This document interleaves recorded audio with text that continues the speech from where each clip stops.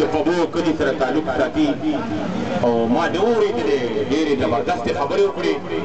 او رویز خان صاحب هم ډېرې زبردستې خبرې وکړې. زه دا زمونږ ملګري دي کوم چې وسخا د پیسو د چندې صندوقړې دی هغه ته خواست کوم چې هغه لاره کې ودرېږي هغه لاره کې او دا خلک چې ځي راځي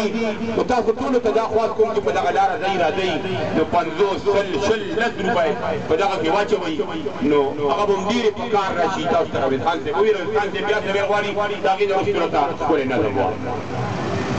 قدرمنو مینوالو دا پلار یو ډېر عظیم سوری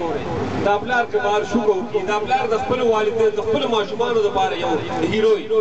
هر یو ماشوم د خپل پلار شاهرخ خان عامر خان دی یو هیرو دی چې کله الله پاک پلار دا سوری واخلي هغه مایوسي ما ته هغه رساوي یاره وي ته به د یتیم سترګې داسې بر ونیوي وي دا ښکار دی ما ورته فارم کېږم الله پاک ساتلو والا دی الله پاک هر یو څه درکولو والا دی همدا خبره بیا ولګي. قدرمنو یو مازدیګری و یو سپین ږیری کاکا راغی ما خواته او کاکا راته ووایي چې بچې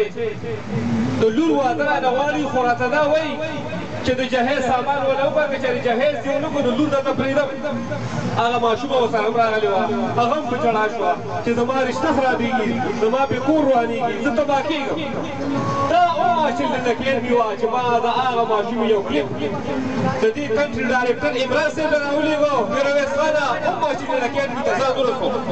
کاونټر ته لاړم 50,000 روپۍ هغې راکړې د هغه ماشوم د جهیز سامان پې ما واغستو او ورته مې ووایي وام ورکوي د واده نیټه د واده نیټه یې ورکړه هغه ماشوم الحمدلله واده شوه او هغه ماشوم خوشحالۍ سره خپل ژوند تېروي. زه دا وایم جهیز لعنت دی خو بعضې وخت مجبورۍ راشي چې رشتې پې خرابېږي کورونه پې ماتېږي نو ماشین د اکیډمي هغه یتیمانان چې هغې په اداره کې سبق وایي د هغې د خویندو ودونه چې د چا کورونه نه وي د هغې دپاره کورونه چې یتیم سره کم یو څیز ریلیټډ دی هغه مسایل چې حل کوي. ستاسو 50 روپۍ ستاسو 100 روپۍ الحمدلله د هغه ماشومانو په مخ باندې خوشحالي راوستی شي د هغه یتیمانانو د مخ نه هغه مایوسي درکوي کوم چې له موږ په معاشره کې ورکوو. قدرمنو ستاسو په لسو ستاسو په شل ستاسو په 50 روپو باندې د یو یتیم په مخ خوشحالي راځي رونق راځي نو زه دا وایم تاسو پرې نه خوارېږئ واچوئ یو 100 روپۍ واچوئ 100 روپۍ دې بکسو کې دا بکسه ماله خپله راکړه چې زه دا خپله ونیسم لغونې راکړئ یا بکسه راکړئ ظریف صاحب راځئ موږ لغونې دې لارې کوو راځئ جي راځئ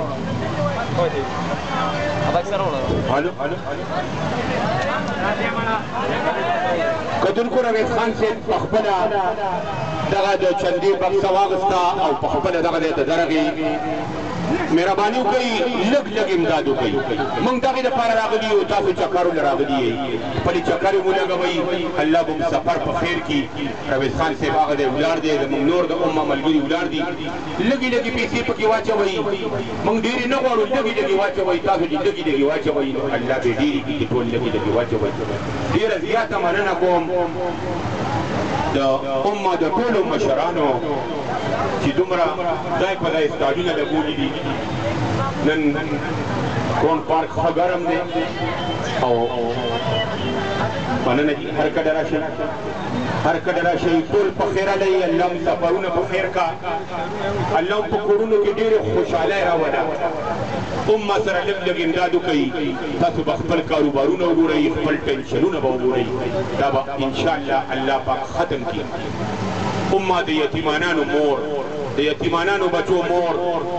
زما ملګري هلته کې ولاړ دي او په لاره کې خلک ډېره دي ولاړ دي خلک جیبونو ته لاس کوي پیسې غورځوي ډېره زیاته مننه یې کوو لږ لږ امداد وکړئ ډېر ډېر مه کوئ لږ لږ وکړئ چې تاسو ټول لږ لږ امداد وکړئ دې چکر دې پیسو نه لږې لږې پیسې سیوا کوئ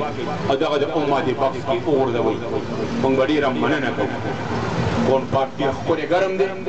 او موږ د حکومت پام هم دې پل راګرځو چې دلته دومره ډېر خلک راځي نو دا پارک دې ښکلی شي دې کې د فیسیلیټي جوړ شي دې کې چې څه کمي دي هغه دې برابر شي دلته لږ ځناور راوستل پکار دي دې پارک ته د زنانو دپاره پکې ځان له یوې سم مختص کول پکار دي چې هغه دی د زنانو پروګرام وي دلته نارینه زنانه ګډوډ ګرځي کوم ملګري چې ویډیوګان کوي مهرباني وکړئ د زنانو احترام وکړئ خیال وساتئ چې څه مسله راته جوړه نه شي. یو څو شعرونه وایم چې